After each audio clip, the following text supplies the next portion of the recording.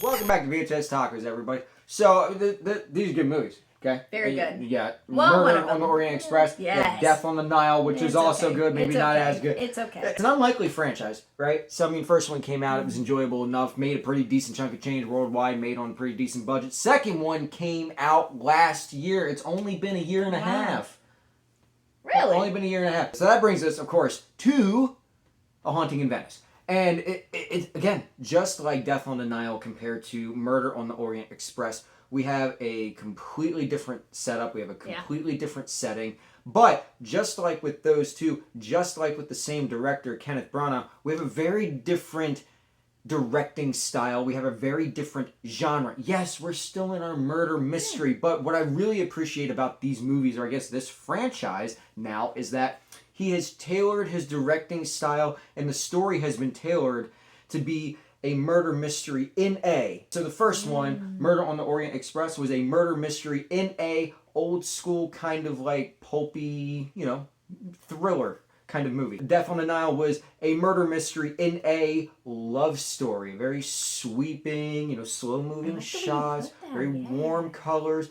This one is a murder mystery in a gothic horror. And I mean, right out of the gate, you can tell Kenneth Branagh is having the time of his life. If you guys have seen Thor, the first one that he directed, you know it was all about the Dutch angles all over. Yes, he did. And I wish he would come back. It's all about the Dutch angles. He's having so much fun. We get close-up shots in Dutch angles. We get far-away shots in Dutch angles. We are getting so creative. There's one shot, not really a spoiler alert, where Poirot is walking through this giant foyer, this giant room, and the camera is going and it's tilting and it's flipping upside down as he's walking. Now, just like in the last two, we do have a pretty stacked cast. We've got everybody from, of course, Kenneth Branagh back as director and Poirot, but we have a whole new stable of newcomers as well, including Tina Fey as a very almost Agatha Christie-like novelist who may or may not be harboring secrets. We've got Mr. Grey himself, who is also harboring secrets and potentially an alcohol problem. We do also have the wonderful Michelle Yeoh, who is just wonderful. She is great. She's fantastic in everything that she's in. The rest of the cast is filled out. You'll see some familiar faces throughout. There might be some people that you say, hey, who's that person from? Where have I seen you before? We're not going to spoil any of that here because the fun is figuring that out as you go along, just like it is with any kind of murder mystery or murder movie of this type. But the point is that the new cast that we have, I mean, it's intimidating, especially when you're walking into a franchise, 3 movies in. It's tough because there's expectations that are already in place and there's expectations that need to be met, but then you also have to just meet the expectations of the type of story. So you don't want to overdo it and oversell it. Tina Fey is fantastic. Her going toe-to-toe with Poirot, she's great. She's okay. No. She was okay. From the moment that Michelle Yeoh walks into the frame, she is harboring more secrets than you can possibly count. She's so good. Yeah, she is. She is wonderful. She is great. Much like in our review with The Haunted Mansion a month or so ago, we have a child actor here. And I'll tell you, I was terrified. I was terrified because, let's be honest here. Kid actors, not all of them are Stranger Things, right? They can be. Sometimes they're cringy things. But no, this kid's a good thing. He's fantastic because, I was talking to Mrs. Taco, not going to give out any spoilers because, it's a murder mystery. Being able to hold your own, against the main star of the movie, the director of the movie as well, a character that's been established across 2 movies, being able to hold your own and then portray a child, and not going to go into deep spoilers, but a child that has this situation thrust upon him with the previous circumstances that he's already had to deal with. So many good descriptors, but not really. I don't want to give anything away. The kid's fantastic, and I hope that we see more of him, as is the case with all murder mysteries. It's about the story. Okay? We have to know why they died. And in this case here, we may or may not be experiencing some supernatural element, and we may or may not be experiencing multiple murders. We have a lot going on here. We're really kind of stepping things up, especially from the last 2. It's a natural progression. Things are really closing in, which is fantastic given that the setting 95% of this movie takes place in one gigantic building in Venice. It's a huge building, but man, do things start to feel a little cramped by the time those credits roll. That's true. The story that we have here, there's a lot of moving pieces, but what I really appreciate about the writing, and it's been consistent through all three, and the directing, again, consistent through all three, is that they don't wink at the audience. We have conversations that progress naturally. There are things that are in eye shot that you don't even notice because who cares about that? But when it comes time for the explanation, when it comes time for the grand reveal It's all from brought Poirot, together. it's all brought together. It all comes together. It all gels and coalesces and meshes so perfectly. And you will catch yourself sitting there going, ah, that makes sense. So on future viewings, right? Because you might think, oh, why would I see this again? I know what happened. I know who did it. That's beauty about these kinds of movies. That on future viewings, you already have that planted in the back of your head. So you'll be sitting there. You'll be looking for that. You'll be noticing that parrot. Oh, did I say that part out loud?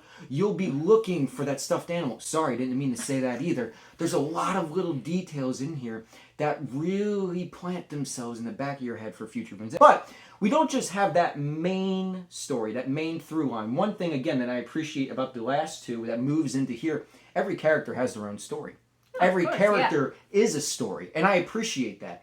We have a brother and sister who have a very tragic backstory, and it'll make you tear up a little bit when you realize what the end game is for them, and you can't help but feel. This one is very somber. Like It's very everyone somber. has It's a yeah, gothic it really horror. is. It's a very somber you're right. movie. Yeah. Everybody has their own story going on here, and nobody feels shorted. Everybody gets a satisfying payoff by the time the credits roll. So now you've reached the end of the review. Thank you for only nodding off for half of it. So typically at this point, oh, Mrs. Taco, do you rate this? No, we're not going to do that, right? Because we are 3 movies in. Wow. And we have 3 very unique movies all set in the same franchise, in the same universe. So, something different. Mrs. Taco, rank them. This one's number 1. Okay.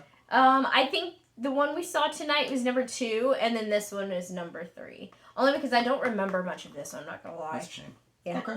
All right. That's a fair assessment. I'll give you that. Once again, each one of them bring their own different type of thing, which I like too because it keeps it fresh and new. So since you've ranked, Venice as number 2, what are your overall thoughts on this? What could have been improved? What did you not really feel? Tina Fey. Really? Yeah, I don't know. It just wasn't. It just kept missing for me. Like it was just. I don't know. It was just weird. I think she was the only thing that really didn't fit for me. Like I don't know. It was just weird. It was just weird. I could see that because it's one of those things where it's like you're so used to seeing. It would almost be the equivalent of watching like a period piece, but with Adam Sandler, right? It's like you're so used to an actor or an actress just being themselves in a movie where it caters to their comedy style, for example, and then just to pluck them out of that. Now, don't get me wrong, there are comedians that can do drama very, very well. Me personally, I didn't have a big problem with Tina Fey at all. I thought she was great, but I totally see where you're coming from. Yeah, I mean, there's comedic moments, but this isn't necessarily It's not Mean Girls. All right, so, I appreciate your ranking. I like that. So, I mean, if I'm going to rank them, I'm going to slightly different. Really? I'm going to tweak mine a little bit compared to yours. I'm going to put, and this is probably just a high talking, by the time it comes out in 4K. Still, but I'm sure I'll change my opinion on that. I will put Venice at number 1, Murder on the Orient Express number 2, Death on the Nile number 3. I give it that. No offense to Death on the Nile. I really appreciate just like Poirot's world really coming to a crashing halt when some situations happen and all. I love like that. I don't remember that tragic romance of it all, but there were some elements for the rewatch. It's Gal that did not hold up as well. Venice, though, I feel like Venice really comes full circle for Poirot. If we stop here, now each movie, of course, is kind of ended on its own terms without sequel baiting, but if we do stop here, then it does feel like absolutely. I think they should stop here. Just stop. Now, we did see this in IMAX, and I gotta say, this might be the way to go, because, of course, Dolby has that surround sound and the bass and everything like that, but IMAX had, from beginning to end, even through the credits, full aspect ratio. The whole thing was there, and it was gorgeous. And it really, it's really, really gorgeous. And like I said, most of the movie takes place within this Venice building, but beautiful. It is beautiful. The shot structure and the shot design really lends itself to that giant. I mean, then oh goodness, I'm tripping over my own words. Let me not forget the beautiful shots of Venice itself. Ah, Venice, as Indiana Jones would say. Totally recommended in IMAX. Haunting in Venice is currently in theaters right now in many, many formats. If you guys have had a chance to check it out, of course, let us know down in the comments below. If you've seen it, what's your ranking of the 3 movies?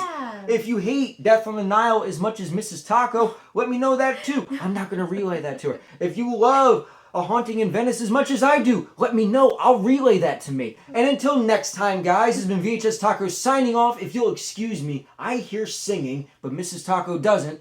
Adios. Bye.